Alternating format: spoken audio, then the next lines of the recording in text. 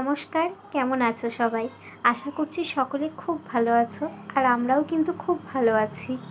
আশা করছি আমার আজকের এই ব্লগটা তোমাদের খুব ভালো লাগবে, তাই স্কিপ না করে পুরো ভিডিওটা দেখার অনুরোধ রইল। মনস খুঁটিনাটিতে সকলকে স্বাগত জানিয়ে আমার আজকের এই ব্লগটা শুরু করছি। আজকে রবিবার, সকালে একটু তাড়াতাড়ি ঘুম থেকে উঠে পড়েছি, কিন্তু একটু দেরি করে ঘুম থেকে ওঠার ইচ্ছা ছিল, কিন্তু যেহেতু গরমটা অনেকটাই পড়ে গেছে না, সকালে বেশিক্ষণ আর ঘুম হতে চাইছে না, তাড়াতাড়ি ঘুমটা ভেঙে যাচ্ছে। আজকে একদম সকালের জলখাবার করা থেকেই ভিডিওটা শুরু করছি। বললাম যেহেতু তাড়াতাড়ি উঠে পড়েছি, হাতে একটু সময় আছে, তাই ভাবলাম আজকে জলখাবারে একটু ঝাল সুজি বানিয়ে নিই। আমার না মিষ্টি সুজির থেকে ঝাল সুজিটা খেতে বেশ ভালো লাগে, কারণ মিষ্টি খেলে না অনেক সময় সকালে গাটা গোলায়, কিন্তু ঝাল সুজিটা সব সবজি দিয়ে করলে, আমি একটু কারি পাতা দিয়েও করি। আসলে আমরা যেমন খেতে পছন্দ করি, আমি সেইভাবেই করি। আসলে কি বলো তো, এই সকালে আমরা অনেকটাই বাদামটা খেতে পছন্দ করি না, সেই জন্য আমি ঝাল সুজিতে বাদাম টাদাম দিই না। অনেকে কিন্তু অনেক রকমভাবে খেতে পছন্দ করো, তারা কিন্তু সেইভাবেই করবে। আমরা যেভাবে খেতে খুবই পছন্দ করি, আমি সেইভাবেই কিন্তু বানাই। আমি কিন্তু সুজিটা একটু প্রথমে ড্রাই রোস্ট করে তুলে নিই, তারপরে অল্প একটু সাদা তেল দিয়ে কারি পাতা ফোড়নে দিয়ে দিয়েছিলাম। তারপর ওই যা সবজি টবজি আছে তার সাথে পেঁয়াজ দিয়ে একটু ভাজা ভাজা করে নিয়েছিলাম। তারপর সুজিটা দিয়ে একটু নুন হলুদ দিয়ে, আর একটা কিন্তু সিক্রেট মশলা দিই, আমি একটু ম্যাগি মশলা দিই, তাই সেগুলো দিয়ে ভালো করে নাড়াচাড়া করে নিয়ে ও একটু পরিমাণ মতো জল দিয়ে দিই। আমার কিন্তু এখন ঝাল সুজি যেহেতু আমি অনেক রান্না করি, আমার জলের পরিমাণটা মোটামুটি মানে ঠিকঠাকই হয়ে যায়, তাই মেপে আমি দিই না। সেটা দিয়ে একটু ঢাকা দিয়ে আস্তে আস্তে ভাপিয়ে নিই, একটু ঝরঝরে করিয়ে লাস্টে একটু লেবুর রস ছড়িয়ে নামিয়ে নিই। আর এই ঝাল সুজিটা কিন্তু একদম কম তেলে রান্না করবে, কারণ এটা কিন্তু খুব হেলদি খাবার, সব রকম সবজিও খাওয়া হচ্ছে, আর সকালে বেশ মুখরোচকও খেতে লাগে, তাই আমি এটা প্রায় দিনই করে নিই। তারপর সকালে ব্রেকফাস্ট করে নিয়ে বড়মশাই ওদিকে বাজারে গেছে, আমি ততক্ষণে ভাবলাম যে বিছানার চাদরটা একটু বদলে নিই। আর আমি বিছানার চাদর বদলানোর আগে আমি আগের ভিডিওতেও বলেছি, যারা আমার আগের ভিডিও দেখো তারা দেখবে যে আমি যখন মানে ঘরের বিছানার চাদরটা বদলাই, আমি চারপাশে জানলা টাল্লা যা জিনিসপত্র আছে, পাশের সুইচ বোর্ড সব কিছু কিন্তু মুছে নিই। কারণ যখনই বিছানার চাদরটা বদলাই, সাইডে একটু একটু তো ধুলো হয়েই যায়, আর এমনি সময় ধুলো ঝাড়লে বিছানার চাদরে পড়ে, তাই আমি যখন বিছানার চাদর বদলাই তখনই ওইগুলো সব ক্লিন করে নিই। তারপর বিছানার চাদরটা বাইরে ঝেড়ে নিয়ে চলে এলাম, আর এই যে আজকে এই বিছানার চাদরটা পেতে নেব। আর এই গরমে কিন্তু না একটু পুরনো বিছানার চাদর পাততে বেশ ভালো লাগছে, বেশ আরাম লাগছে, তাই না? যেগুলো ধরো নতুন, সেগুলো যেহেতু একটু কড়কড়ে ভাব থাকে, আর যত পুরনো বিছানার চাদর না দেখবে একটু নরম হয়ে যায়। এত গরমকালে এই পুরনো বিছানার চাদরগুলোকে মনে হয় বেশি করে পাতি, তাই আজকে একটু পুরনো বিছানার চাদর পাচ্ছি। একটু যদি পুরনো বিছানার চাদর হয় না, সেগুলো কিন্তু কাচতে কাচতে খুব নরম হয়ে যায়, তাই গরমকালে একটু পুরনো বিছানার চাদরগুলো পাতলে না শুলে খুব আরাম পাওয়া যায়। চাদরটা তো পেতে নিয়েছি, এরপর চারিদিক দিয়ে ভালো করে চাদরটাকে গুঁজে দিচ্ছি, যাতে চাদরটা এদিক ওদিক সরে না যায়। আমি কিন্তু বিছানার চাদর খুব টান টান করে মেলি, না হলে আমার ঠিক ভালো লাগে না। এইদিকে চাদর মেলতে মেলতে আমার বড়মশাই বাজার নিয়ে চলে এলো। তারপরে আর শুধু বালিশের কভারগুলো আমার পরানো বাকি আছে, সেগুলোকে আমি পরিয়ে নিচ্ছি, তাহলেই আমার কিন্তু এদিকের কাজটা অনেকটা কমপ্লিট হয়ে যাবে। তারপরে একদম রান্নার দিকে চলে যাব। আর এই গরমে কিন্তু না এই 4-5 দিন পর পরে বিছানার চাদর চেঞ্জ করতে হয়, নাহলে খুব অস্বস্তি হয় শুতে। এদিকে আমার বিছানার চাদর মেলা কমপ্লিট হয়ে গেছে। তো তারপরে এদিকে রান্নার দিকে চলে এসেছি।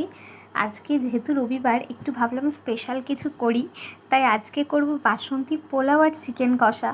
তো রেসিপিটা যতটা পারছি তোমাদের সাথে শেয়ার করছি, একটা ভিডিওতে তো আর পুরো রেসিপিটা দেখানো সম্ভব হয় না, তাহলে ব্লগটা অনেকটা বড় হয়ে যাবে, তাও আমি যতটা পারছি ততটাই শেয়ার করছি।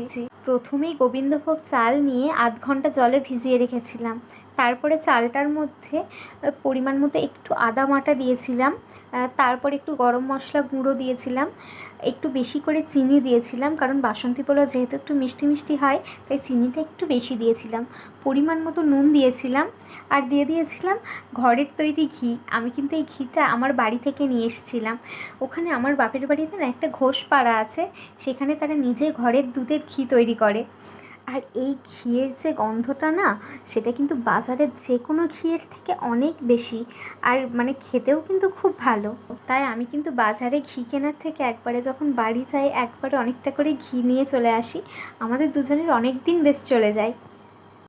তারপরে চালটা সব কিছু মাখিয়ে বেশ কিছুক্ষণ ঢাকা দিয়ে রেখেছিলাম, তারপর কড়াইয়ে একটু ঘি দিয়ে তার মধ্যে গোটা গরম মশলা ফোড়ন দিয়ে ওই কাজু কিশমিশটা ধুয়ে ভেজে নিয়ে তারপর ওই যে চালটা মাখিয়ে রেখেছিলাম সেটাকে দিয়ে দিলাম। চালটা এবার ভালো করে নেড়ে নিতে হবে। সেটা কিন্তু একদম হাইতে না, একদম লো টু মিডিয়াম হিটে চালটাকে ভালো করে নাড়তে হবে। তারপরে এই যে দেখালাম চালটা একটু ট্রান্সপারেন্ট কালার চলে এলে তখন কিন্তু জলটা দিয়ে দেবো। জলের পরিমাণটা কিন্তু পোলাওয়ে খুব ইম্পর্টেন্ট। পোলাওয়ের চালের থেকে জলের পরিমাণটা হবে 1:2 মাপের। মানে তুমি যদি 1 বাটি চাল নাও তো 2 বাটি জল দিতে হবে। যেহেতু এখানে আমি 2 বাটি চাল নিয়েছিলাম, আমি এখানে 4 বাটি জল দিলাম। তারপরে জলটা দিয়ে একটু ঢেকে রেখে দিলাম। আর আমার বুদ্ধিটা দেখো, উপরে যেহেতু এই কাঁচের ওপরে একটু ফুটো ছিল সেটাকে একটা লবঙ্গ দিয়ে ঢাকা দিয়ে দিলাম। তারপর জলটা একদম ফুটে গেলে একদম লো হিটে 5 মিনিট আমি হতে দেবো এটাকে। তারপর 5 মিনিট পর একবার ঢাকনাটা খুলে দেখে নিলাম যে চাল ঠিকঠাক একটু সিদ্ধ হয়েছে কিনা। তারপরে আবার ঢাকা দিয়ে লো হিটেই আবার 5 মিনিট হতে দেব। তারপরে ঢাকনা খুলে একটু নাড়িয়ে চাড়িয়ে বন্ধ করে রেখে দেব। এটা কিন্তু এখন মনে হবে একটু জল জল আছে পোলাওটা, কিন্তু পোলাওটা কিছুক্ষণ পর যখন একটু ঠান্ডা হয়ে আসবে একদম ঝরঝরে হয়ে যাবে। আমি জানি যে অনেকেই বাসন্তী পোলাও খুব ভালো করো, কিন্তু অনেকেই আবার বাসন্তী পোলাও করতে খুব ভয় পাও। যারা একটু ভয় পাও না, এরকম আমি যেভাবে করেছি সেরকম করে বাসন্তী পোলাও করে দেখো, প্রচণ্ড সুন্দর খেতে হবে আর একদম ঝরঝরে পোলাও হয় এইভাবে। তোমরা একবার বাসন্তী পোলাও এইভাবে বানিয়ে দেখো, দেখো যে কতটা সুন্দর খেতে হবে। আমাকে কমেন্ট বক্সেও জানিও যে কীরকম খেতে হলো।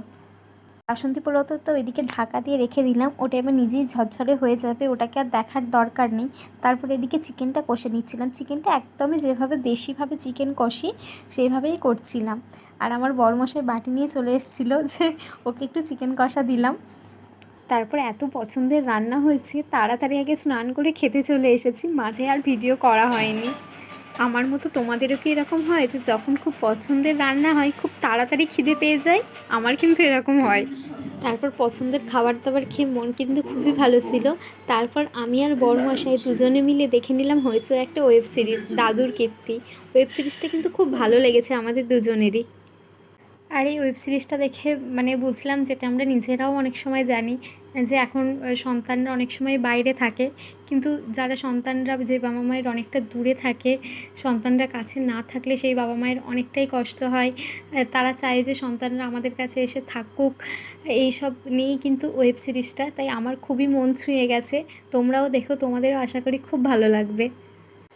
তারপরে বিকালের জামা কাপড়টা তুলে নিয়ে চলে এসেছিলাম। ওই যে সকালে বিছানার চাদর চেঞ্জ করেছিলাম সেগুলো সব কেচে নিয়েছিলাম। আর এখন এতটা গরম না, জামা কাপড় দিচ্ছে আর একদম শুকিয়ে গেছে। ওবেলা যা যা কেচেছিলাম সব শুকিয়ে গেছে, তাই এখন সব কিছুকে ফোল্ড করে নিচ্ছি। তারপরে সন্ধেবেলা একটু চলে গেছিলাম মেলায়। এখানে একটু পাশেই মেলা হচ্ছিল, তাই একটু মেলায় ঘুরে চলে এলাম। মেলায় ঘুরতে কিন্তু খুব ভালো লাগে, সেটা ছোট হোক বা বড় হোক সকলের। আমার কিন্তু ছোটো থেকেই মেলায় ঘুরতে খুব ভালো লাগে। এই মেলায় না তারপর গিয়ে ব্যাগের দোকান দেখলে, সিরামিকের দোকান দেখলে আমার না একটা অদ্ভুত কী বলবো নেশার মতো হয়ে যায়, যে মনে হয় দেখতেই থাকি। আমার এই ভিডিওটা যদি তোমাদের ভালো লেগে থাকে একটা লাইক করে দিও আর একটা মিষ্টি কমেন্ট করে দিও। তোমরা কমেন্ট করলে আমার কিন্তু খুব ভালো লাগে। আর যারা আজকে প্রথম আমার চ্যানেলটা দেখছো, এখনও সাবস্ক্রাইব করোনি, তারা আমার চ্যানেলটাকে সাবস্ক্রাইব করে দিও। এই সিরামিকের দোকানপত্র, এই ধরো ফুলদানি, এগুলোর প্রতি আমার এত দুর্বলতা না, মনে হয় যে গোটা দোকানটাই কিনে ফেলি। কিন্তু যেহেতু আমার হাজব্যান্ডের ট্রান্সফারেবল জব, আজকে এখানে আছি, পরে হয়তো অন্য কোথাও বদলে যাব, তাই ইচ্ছা থাকলেও কিন্তু এইসব জিনিসপত্র বেশি কেনার উপায় নেই। কারণ যখন এক জায়গা থেকে অন্য জায়গায় ট্রান্সফার হয় অনেক জিনিসপত্র নষ্ট হয়ে যায়, অনেক কিছু রেখে চলে যেতে হয়। তো বন্ধুরা, আজকে এখানেই আমার ব্লগটা শেষ করছি। দেখা হবে আবার পরের ব্লগে, আর অনেক কথা হবে।